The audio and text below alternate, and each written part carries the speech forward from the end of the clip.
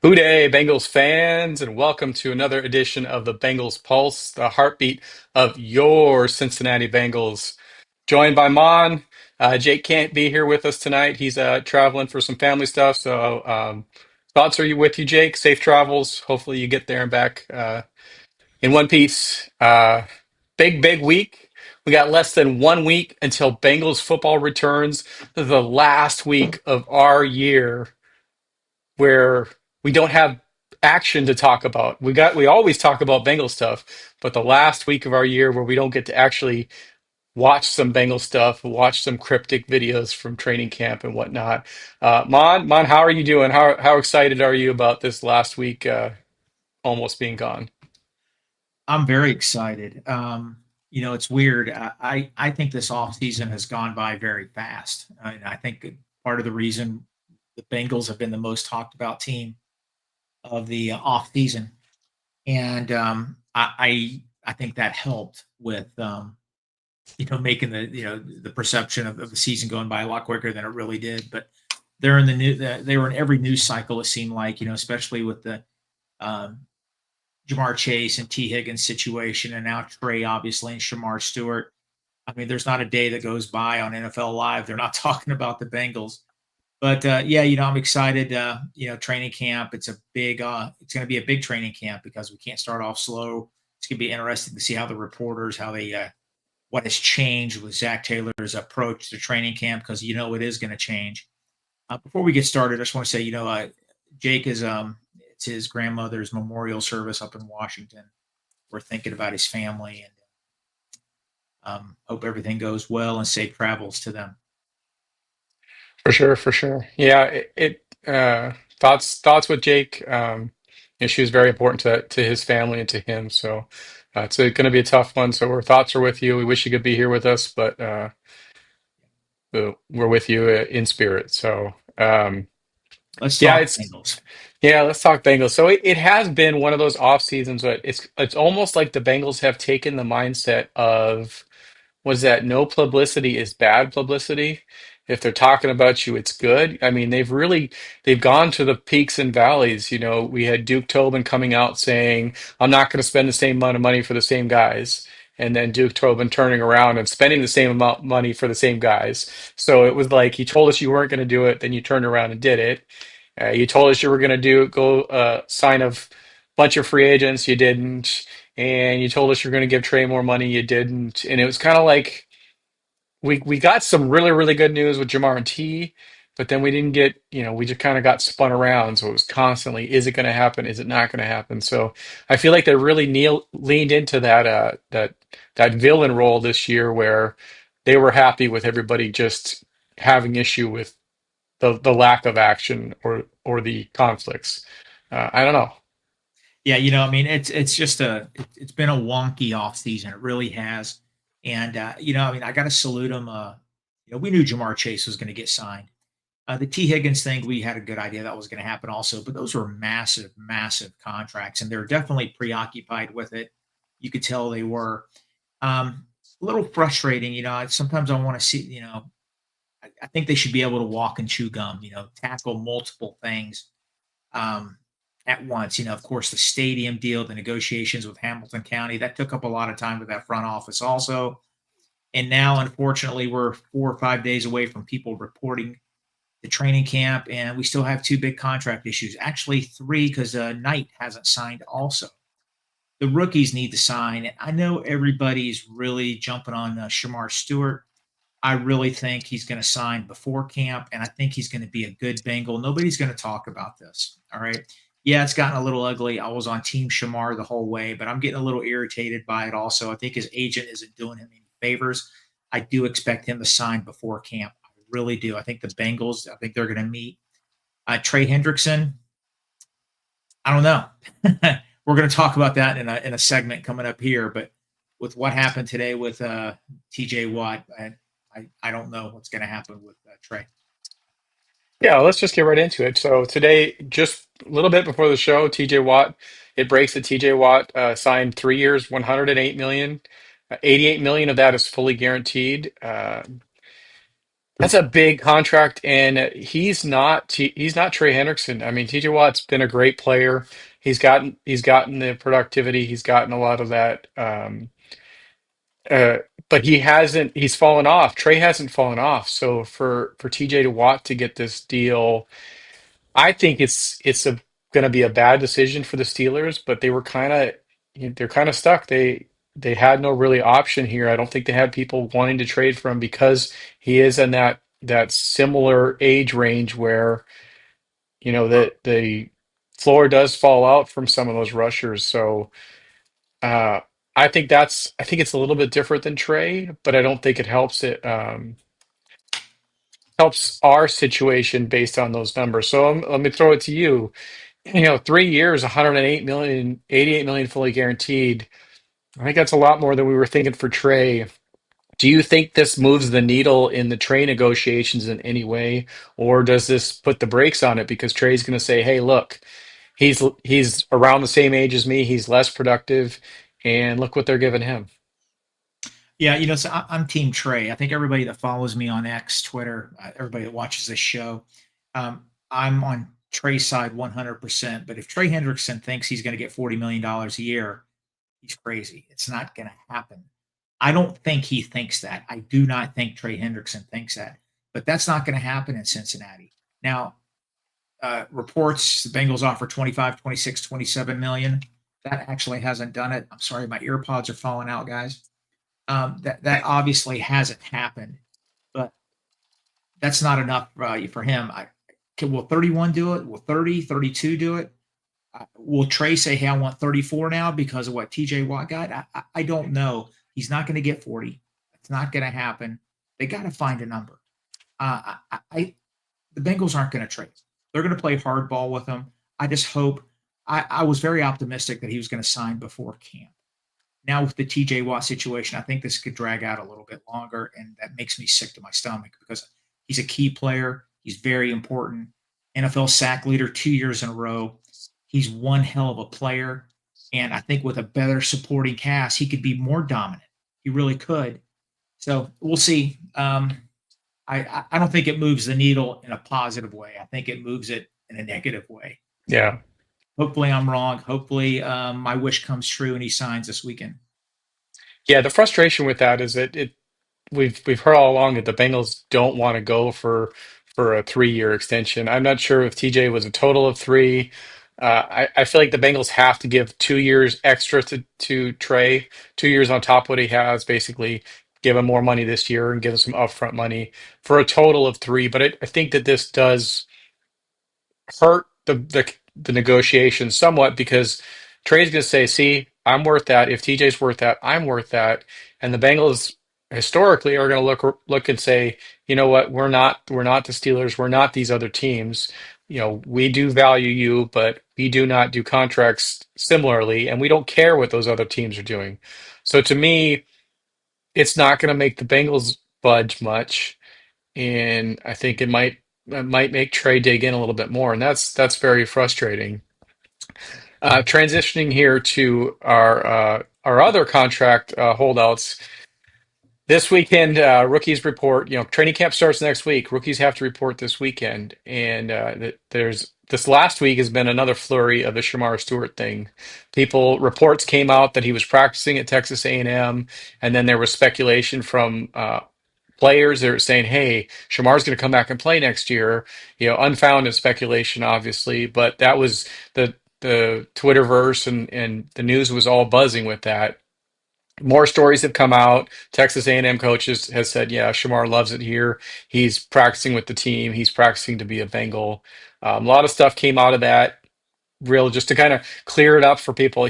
If he were to try and go back and play for Texas A&M, he's not going to be able to play or not going to be able to choose his own team next year. If he were to go back to college to try and play, the Bengals still own his rights. The only way he could not be a Bengal next year is to sit out for a full year, not play anywhere, re-enter the draft. But if he were to go back and play college, the Bengals still retain his rights. So on that, Mon, over under, is Shamar Stewart going to be in camp next Wednesday when practices kick off, or will he be there this weekend to sign a deal?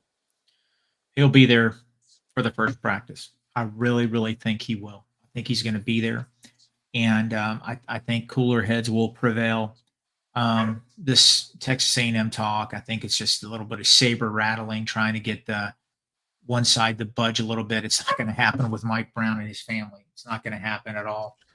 But I fully expect him to be at the first practice. I expect him. The rookies report Saturday. You know that, right? I mean, Yeah. they report Saturday. I think he's going to be there. I really do. Let's not forget, Demetrius Knight hasn't signed also, so that's pretty intriguing. I think Jay Morrison had an article on that. That could be more concerning than Shamar because Knight is going to play a huge, huge part on this defense, and they really need him to at every practice in camp. Yeah, and that I think that's a harder contract to get done. These first round picks we know are pretty much fully guaranteed. They're haggling over those the clauses that can allow the Bengals to get out of that should something happen. But these second round picks aren't fully guaranteed. So the negotiations for those are leaning, a lot of these players are leaning towards getting more of that guaranteed. But that's a lot harder contract to get done because there isn't precedence out there. That is a little bit more concerning outside of the fact that, we've already seen high character from Demetrius Knight. We've already seen a lot of the stuff that you want out of a future team captain. But, guys, just this is his first contract and he's 24 going on 25.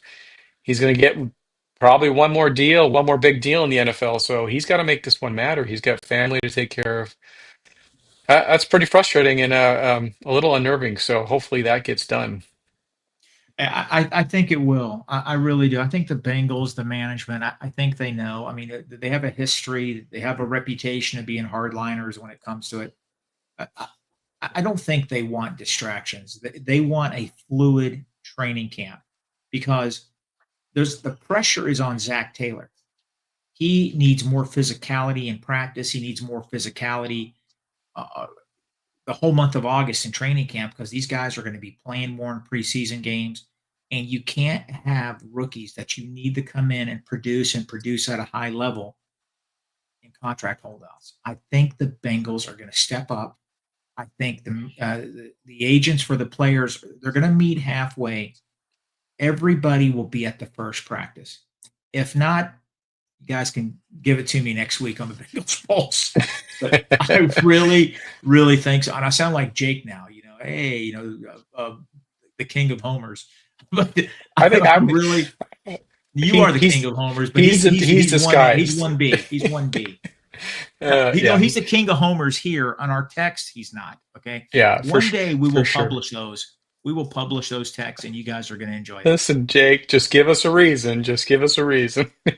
No, no. What Yes, happens sir. in the group chat stays in the group chat. That's Yeah. the rule. I think G. Lou pointed out earlier, and it is one of the a good thing to bring up. He would have to go to court. He would have to sue to be able to go back and play college, and to go out and make that bluff or put that out there that he's thinking about going back to college. That's fine and dandy to do, but Katie Blackburn, Troy Blackburn's, they're lawyers. That's not a bluff to them because they know that's not really an option for you. So immediately, I don't think that's going to make the Bengals flinch in any way. I'm what are you drinking special? water. I'm drinking Yeah, water, not wine. The water. Bengals haven't driven me to drink yet. Okay. Turned that water into vodka, folks. Yeah. Don't let Yeah. them confuse you.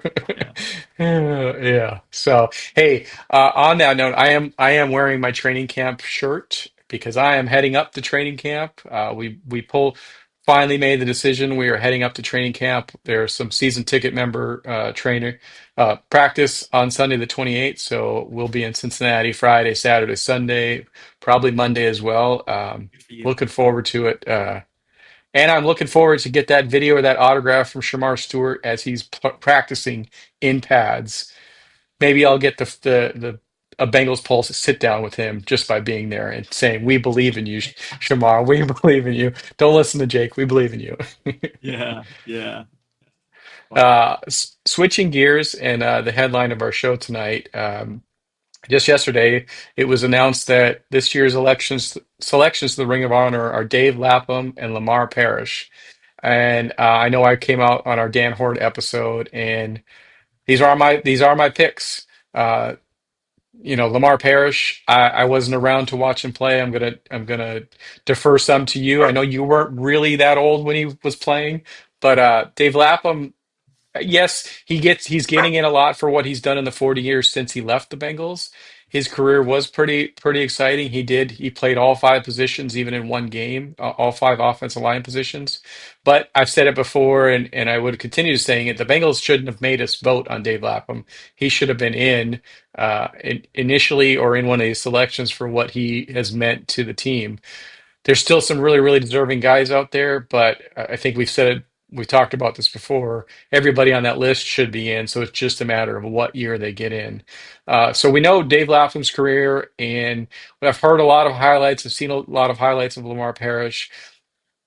I know you weren't very old when he was playing, but you've seen a lot of highlights. You've watched the stuff. They were talking about him being Dion before Dion was Dion. Tell us about Lamar Parrish and what a great player he was and what he meant to those teams. Oh, you're muted.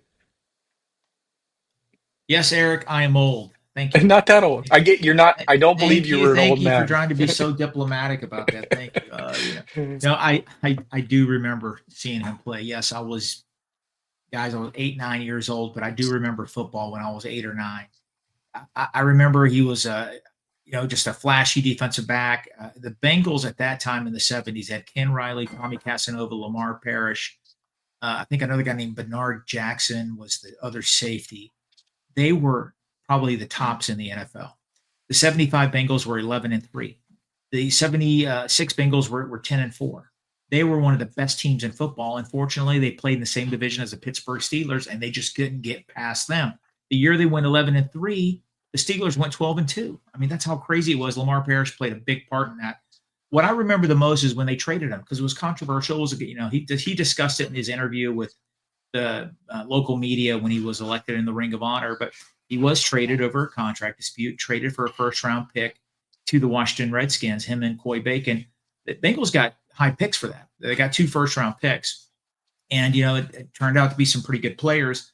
But Lamar Parrish went on to Washington and continued his all pro career. He's a great player. Everybody has said it before. He was Deion Sanders before Deion Sanders. He was that good. And you know what? How can you be unhappy with Lap? Lap was a very good player. Okay. But he's an even better broadcaster, representative of the Bengals. He played for 10 years. He was a good pro. Was he an NFL All Pro? No, he wasn't, but he was a good player. All right. But 40 years of representing the team, being the ambassador, that's pretty impressive. I got to take this headset out. It's driving me crazy. No, but I have no problem with it. I wanted James Brooks because to me, James Brooks was one of my all-time favorite Bengals. And, I thought him and Lamar were head and shoulders, the best players on that list. But everybody on that list is deserving, every single one of them. Yeah, for sure. And one of the things that's kind of neat is, up until now, Can they you hear me say they now? can. Yeah, I can hear you. Yeah. No, I Uh, got you. Yeah, they every one of them were deserving. Every one of them. Everyone's deserving, and they talk about how next year they're gonna look to do some changes, but it is really interesting to see, and they do weight the votes. As a season ticket holder, I'm allowed to vote, and I get a vote for every ticket that I have for every year that I've been a season ticket holder. So they weight the votes based on how long you've been a season ticket member. And it is interesting to see that, most of these guys that are getting in are the guys from the 80s and the 90s and the 70s. They're not, yes, we got Corey Dillon in, we got Chad in, but those guys were clear cut. Yeah, they should be in easily. But it is nice to see that the system is somewhat working and helping to make up for the Bengals' inactivity. They should have done this in 2000, 2001 when Paul Brown Stadium opened. Since they haven't, it's nice to get the guys that have been on the list and have been waiting for this since before Corey Dillon was even playing. The Bob Trumpies out there, Max Montoya, those guys should have been in 1999, and so it's nice to see that they waited it the way they did, and it's kind of working itself out. With that being said, I'd like to see next year we get four in. or they do two picked by the Bengals, two picked by the fans, something like that, so that we can get through this backlog. Because you know what? Geno Atkins is eligible for the Hall of Fame, or he's going to be eligible for the Hall of Fame next year. That means he's eligible for the Bengals Ring of Honor, and he should walk into the Ring of Honor. You know, players like that, when they hit their 5 year mark, we shouldn't be waiting another 4 years because these other deserving guys need to get in. Geno Atkins, AJ Green, Marvin Lewis, they should be able to go in, shortly after their mark comes up. One thing I did listening to Dan Hort's podcast today and the Lamar Parrish interview, not only with Lamar Parrish, Dion before Dion, it appears that he was Joe Burrow in the style department before Joe Burrow. And I don't know if they probably didn't show a lot of that stuff back then, but it sounded like he was wearing the fur coats and the different styles, and it really sounded like Joe Burrow to me. What did you think about that? I did. I like that too. But if you watch some of these old, if you go on YouTube, you could type in 1970s Bengals, 19, yearbooks. You can see like a replay of all the games from 1975, 76. They'll show some of the Bengal players, off the field, whatever. And Lamar was definitely styling. You could definitely see that. One other thing about Dave Lapham, I want to talk about. Dave Lapham could have been one of the top college football broadcasters ever because he did Big 12 football. On Saturdays, he would do Texas, Texas Tech, Kansas, some big Colorado, Nebraska games. He would do that on Saturday. Then he'd fly to Cincinnati or wherever the Bengals were and do the Bengals game. Another thing, people don't realize this. NBC covered all the AFC games back in the 80s. Well, they would call Dave Lapham. He would go fly out and do NFL games, mostly Bengal games. He would be the color analyst for Cincinnati games. Matter of fact, I watched a game the other day, the 1988 Bengals versus the Eagles in Philadelphia. The Bengals won that game in a shootout, and the Bengals went on to go to the Super Bowl that year. Well, the NBC telecast was a young play-by-play guy, and then Dave Lapham was the analyst. Oh, And yeah, it was pretty wild, And Ken Anderson filled in for him on the local radio here in Cincinnati. But so Dave Lapham chose. He could have easily been, maybe third, fourth broadcast team at NBC or CBS or Fox. He decided to stay in Cincinnati because he loved the city and he loved his team. And I think a lot of people don't realize that. And I mean, he is the number one ambassador for the Cincinnati Bengals in football, and I'm glad he's in. yeah, yeah. The only thing with that is the Bengals should have just put him in. Someone brought up in the chat here before, and they did talk about it on the interview he did with Dan Hord. What do you think this does for Lamar's Hall of Fame bid? There's been a lot of back and forth and a lot of discussion on it that he should be in. Is it wasn't just Ken Riley? It was Ken Riley and Lamar Parrish were really the driving force behind that. And he has so many non-offensive touchdowns, punt returns, kick returns, interceptions. Do you think this can push him over or help him get in that conversation again? I hope so because he's not even in it at all. His statistics, he's very deserving of the Hall of Fame. I mean, he doesn't even make the final 30. He hasn't for years. And hopefully this propels him and gets people talking about him again. Listen, there's an argument to be made. And nothing against Ken Riley. Ken Riley's deserving. He is in the Hall of Fame because numbers don't lie. But Lamar Parrish was so dominant. Teams didn't throw to his side. Right. They didn't throw over there. They threw to the other side, and that's where Ken Riley held his own, had more opportunities, and made plays because Lamar Parrish was a shutdown cornerback. He was. He was that good. I think he's a 4 or 5-time NFL All-Pro, not Pro Bowler, All-Pro. Right. Okay? I mean, there's a big difference between the two. Big difference. All right. And that's special. There's NFL cornerbacks that weren't 4 or 5-time All Pros that are in the Hall of Fame. So, I've always said this. I try not to get ultra sensitive about the national media, how they talk about the Bengals. There is a Bengal bias when it comes to the Hall of Fame. It's evident. We should have more than 2 in the Hall of Fame. Lamar Parrish is one of those guys. Isaac Curtis is another player that's deserving. They rewrote rules because he was so dominant. The Isaac Curtis rule was created in the 70s because nobody could. I mean, he was that good. Yeah. He can't even get a sniff. Yeah, it's gotta the dam has to burst one of these days. They have to get out and NFL Films has to unleash all that footage. Somebody has to see this stuff. Somebody, maybe the Bengals Pulse needs to go on a um, mission to make it happen. We'll go out there. We'll carry tablets around, just say talking about all the Lamar Parrish highlights. I don't know. It is frustrating to see. Even to go back to Justin Smith when he was the Bengal, that people showed his stats as a Bengal and oh, he's just an average player, blah blah blah. Same amount of years as a Bengal, exact same stats as as a 49er, and they have him listed as an all pro. Like it just doesn't make sense just because you play in Cincinnati, why they gotta treat us like this. Yeah, you know what? It's I think we've said it in numerous episodes in the past. You know, there was a 10-year span where the Bengals really struggled mightily. They're one of the worst teams in all professional sports. And I think it hurt players like Parrish. It hurt these players that were, eligible to get discussed. And, the Bengals and their record and the way they operated didn't help them. But you know what? That was a long time ago. They've rectified it. They got a Ring of Honor. The Bengals are relevant. They got Joe Burrow, Mr. Sports Illustrated cover. I need to I find was gonna that. say, That was I tell you, man, that dude is something else. He's the real deal. He really is. He better keep him healthy because if oh not, you guys God, need to watch the Bengals Pulse because I will be in meltdown mode. This will be wine. All right. And vodka. No, just go vodka. nonstop. We're going to go. Let's not even talk Absolute. about it. Let's not even talk about it. Yeah, He's going to be healthy. But yeah, Joe Burrow is the coolest of the cool. And man, I'm excited. Football season is to me 5 days away because it yeah. starts when training camp. It starts when they have that nasty mock turtle soup. That's when football season starts for me. They say it's not that bad. When is that next week? Maybe the Pulse can get an invite, you know. Monday. It's Monday. But you know what? I shouldn't have said that because I've never had it. I don't know if it's nasty.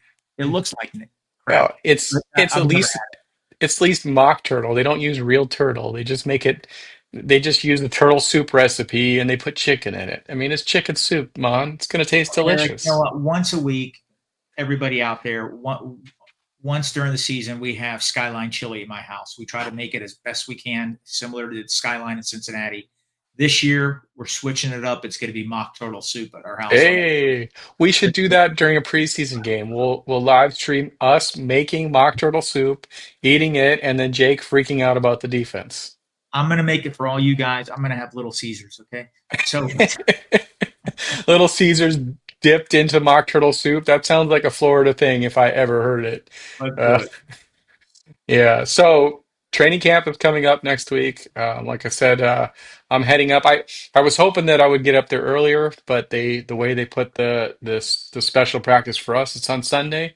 So it is what it is. But what are some of the things that you're looking to see on day one or day two of training camp outside of Shamar Stewart and Trey Hendrickson being there? Yeah, I just sent you a message about a good question. You just asked it. So forget the message. Um, See, listen, we're on. We got it, guys. The I was Pulse has like, got it. hey man, that's a good question. I'm like, you just asked it, like telepathy. You know, Yeah, you you're know what I'm welcome. looking at. Obviously, I'm not there physically, but there's 5 or 6 beat writers I really respect and trust.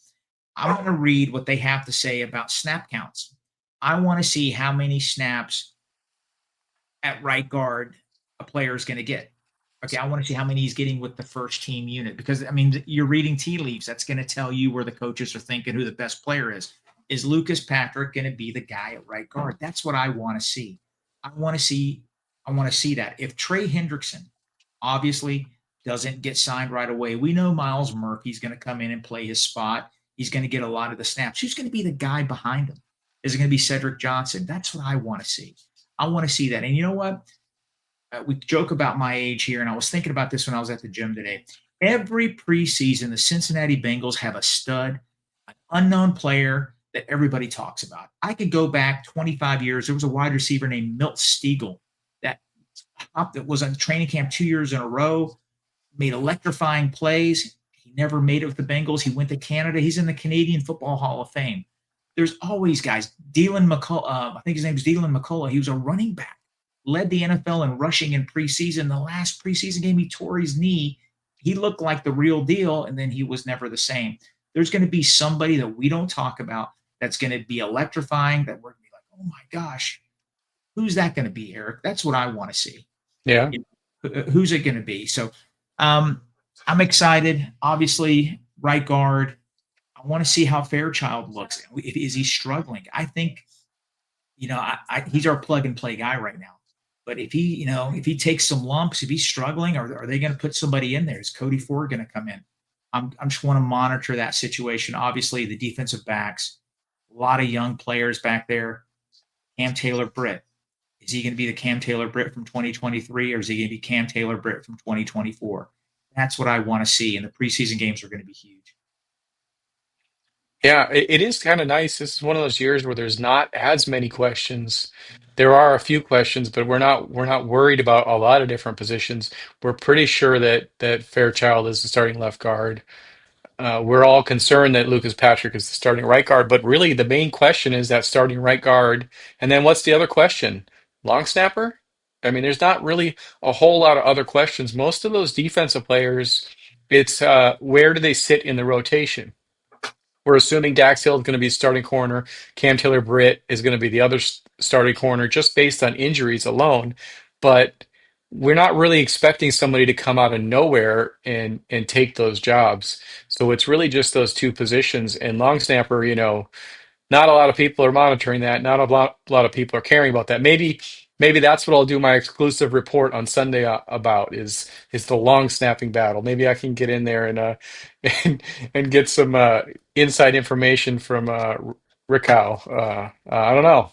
It'll be interesting. Did you watch NFL Network had the team yearbooks for 2024? And I haven't seen it yet. I recorded the Bengal one. It was really inspiring and great, but at the same time, it showed the losses and key aspects, some of them that I had forgotten about. All right. And they showed the close up of Rakow bobbling the snap on the game against the Ravens, where it should have been the walk off game Yeah. winning field goal. Hmm. And that's not on McPherson. I mean, he dropped the ball and he literally kicked the ball. He basically kicked Raycow's hand, and of Yeah. course he shanked it. I had forgotten about that, my mind, but Yeah. unfortunately it's there. I saw it today, and We've I'm like, man, you can't make it up. Yeah. We said that. Yeah, that's not on McPherson. Like he still had the distance somehow. I don't know how he had the distance on that kick, the way it was held. It was not a great snap. That's where I'm at. But you gotta be able to get it down better. But yeah, Yeah, that's that kick. We make that kick, we're in the playoffs. That's yeah, it. And if we make a kick against the Chargers, we're winning our division. And we make it another kick, and we're in second place. That's why I'm still so optimistic because it was so close, and yet it was so far away. So that's really exciting and frustrating at the same time. Um, I don't know. yeah. It is. It's going to be an exciting training camp. And again, it's on the coaches too. I mean, we are excited about the players, of course we are, but for the Bengals to succeed in 2025, it's more on this coaching staff than our players. It really is. We know about Al Golden. We know about Scott Peters. We know about Montgomery. We know about these new guys coming in that add a new voice to these players. But this is on Zach Taylor. Everybody Yeah. has talked about the slow starts the last since day one of his NFL career, coaching career. He has got to reverse that trend this year. He has to. It's a must. And the way he approaches training camp is going to get monitored by every Bengal beat writer, every amateur beat writer, everybody that stands on the bridge watching the practices is going to be critiquing this and putting it on Twitter. So that's what I'm excited about. I want to see if they spend the extra 10 minutes in pads hitting each other. I want to see if there's more live one-on-one drills. I want to see if these guys go out and play the second preseason game, play all the way into the second quarter. I want to say this. I'm rambling a little bit here. I can't stand the Pittsburgh Steelers. I that's one team I despise more than any. Last year in preseason and the year before, Mike Tomlin, the last preseason game, has his starters out until the second quarter playing the last preseason game, and they're out there killing people. I mean, you know what? He said his players have got to play to get ready for the regular season. Uh, Luckily, I mean, well, luckily, I guess for them, none of their stars have been really injured or anything like that, and that's a good thing. I don't want any star player injured, but he goes out there. He's not afraid. His players have to be ready, and he wants them out there playing. You know what? I want Zach Taylor to do the same or Yeah. modify it, be similar to that. I really do. And I was at that Patriots game last year. Joe had happy feet. Quarterback needs to, the game needs to slow down for him, and the only way you get that is live reps. And you don't get that. You get that in these joint practices somewhat, but you need live reps with pads. And yeah, it's unnerving to think someone could get injured in one of those games. But if it means that you start the season 2-0, you've got to risk it because we've seen going 0-2 and 0-3, you know, you lose the first two games. It's the NFL. Anything can happen any given Sunday. So you're not guaranteed to come out and go 1-2. We could be staring down 0-3 again if we're not prepared week one. So unfortunately, you got to go out there. You got to play those things, and you gotta hope that you're well prepared and that your quarterback stays upright. Yeah, yeah, you got to. I'm trying to think. I'm not going to do it justice, but I think Mike Tomlin would say something like, "If you're a prize fighter, you can't be a prize fighter if you don't spar." He worded it that way. It's not the exact wording, but it's the truth. Yeah, You can't go out and perform if you don't prepare. You know, yeah, there's three beat writers last year. I'm not going to say their names. They do it tongue in cheek. They do it joking around. They're not vicious about it, but they call it a country club training camp. All right. And I mean, I appreciate the fact he doesn't want his star players hurt. Who does? Nobody does. But you know what that tells me? He doesn't have faith in his depth. He doesn't want to play starters because he doesn't think he has good enough depth. That's another problem. That's another problem then. That's what that tells me. yeah. So, you know, guys, you got to put the big boy pants on, go out there and hit people. And you know what? Yep. If you have a veteran player that's playing on one leg that's injured, bring in a young kid to play. Let that vet Yeah. rest. All right. Nothing against Sam Hubbard. He's an all-time Bengal great.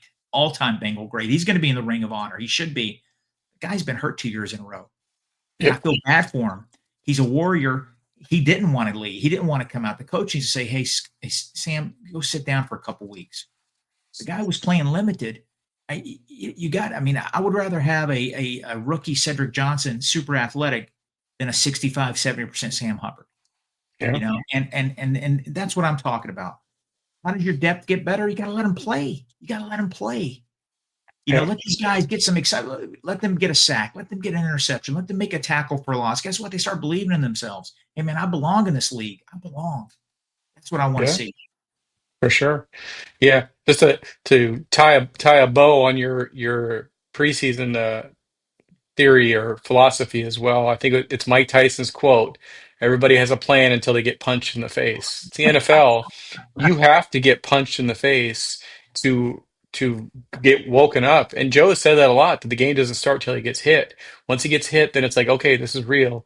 And it speeds up for him. And that's unfortunately you need that. You may not get it fully in the preseason, but you can't run away from it.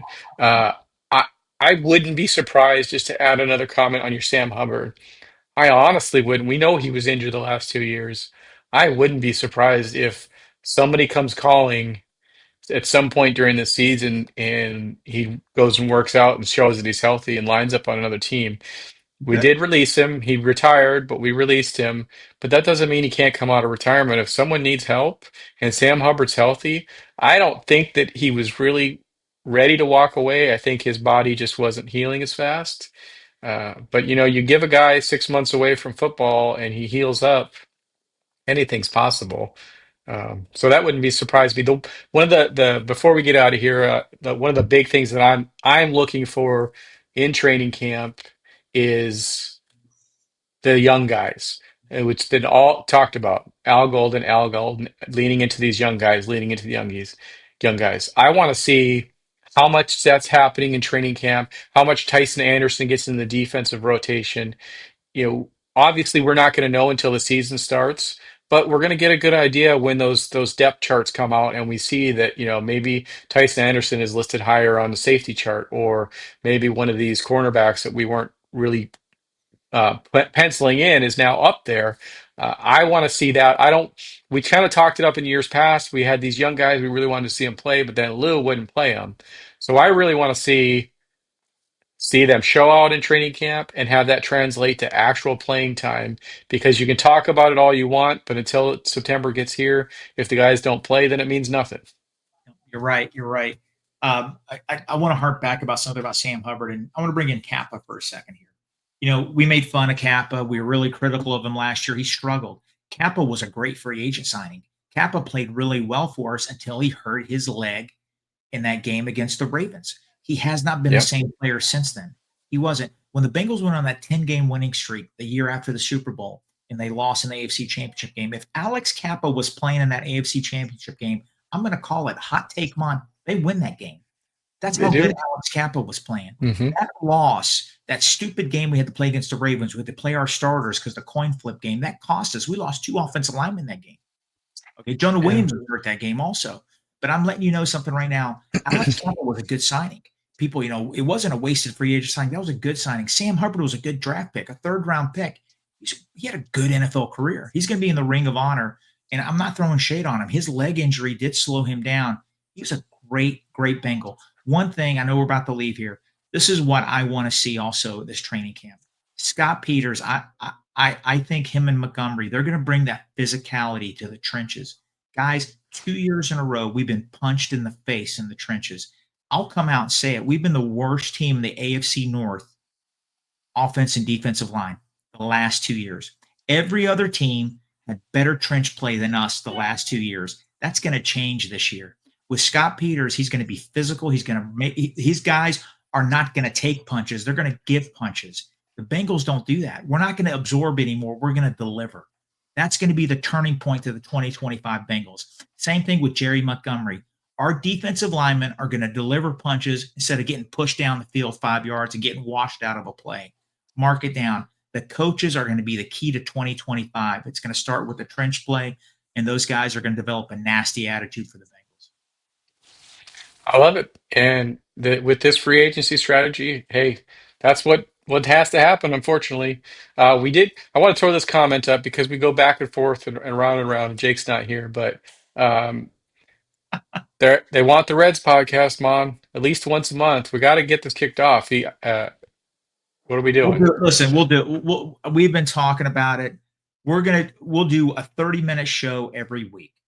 It'll be a recap of the week, a week in review of the Reds. We're going to start. We'll do that in the next couple weeks.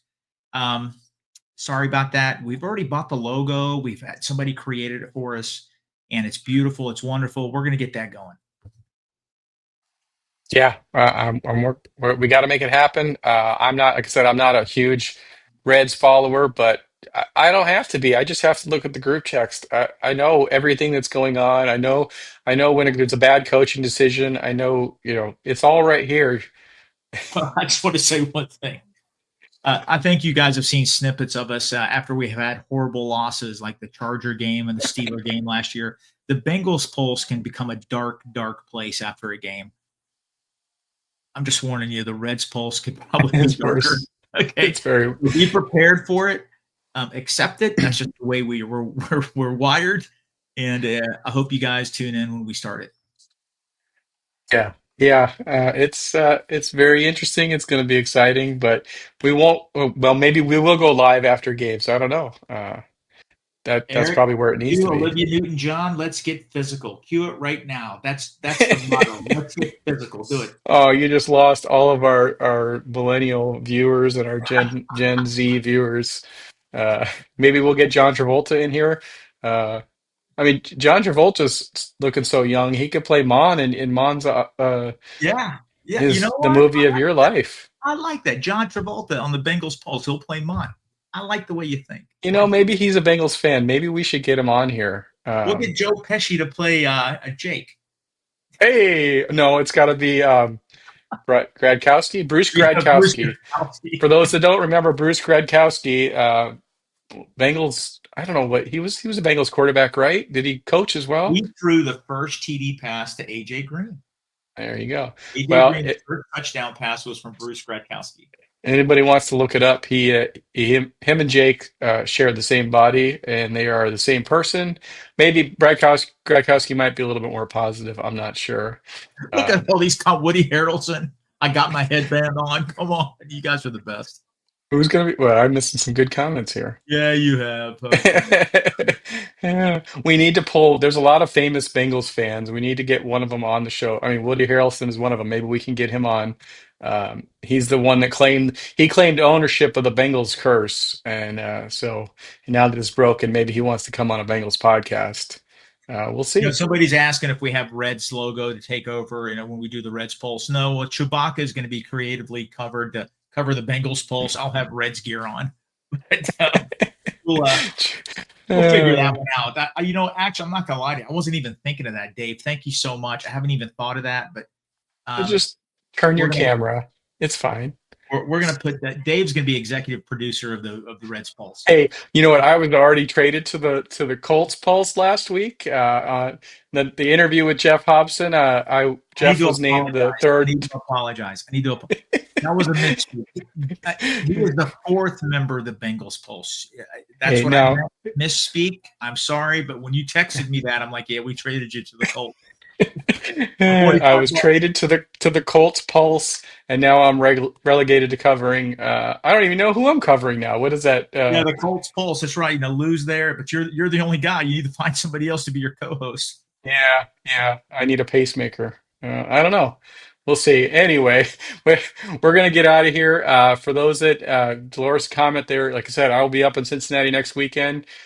It's always fun when random people come up and say they know me from the Pulse. Please embarrass my kids if you see me. I'm happy to say hi. My kids still are blown away anytime somebody knows me, so don't be weirded out if you see me at Walmart or Jungle Gyms or wherever it might be up there.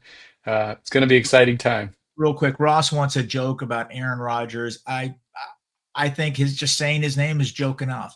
I mean, yeah, you know what? We'll get Jake to do that for you next week. Jake is the king of Aaron Rodgers jokes.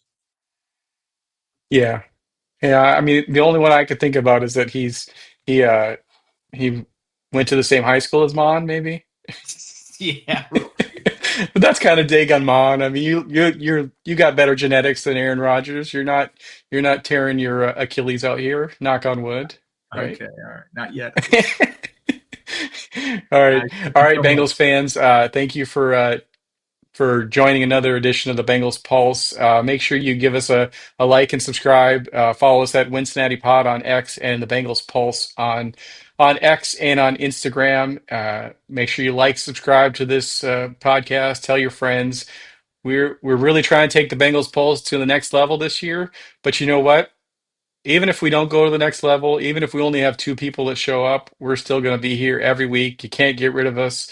So the easiest thing is to just make us blow up so that we can do more of these because it's fun and we're going to do them anyway. So we might as well be the biggest Bengals podcast out there. With that, looking forward to a great upcoming start of the Bengals season. We'll see you out there and we'll see you next week. Good day, See you. everybody.